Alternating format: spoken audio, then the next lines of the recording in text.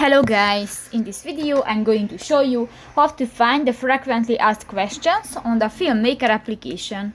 But first of all, I just want to mention, please don't forget to subscribe to our channel, because at 100,000 subscribers we are going to show you our YouTube revenue statistics and growth strategy, how to make money online. So let's jump into it.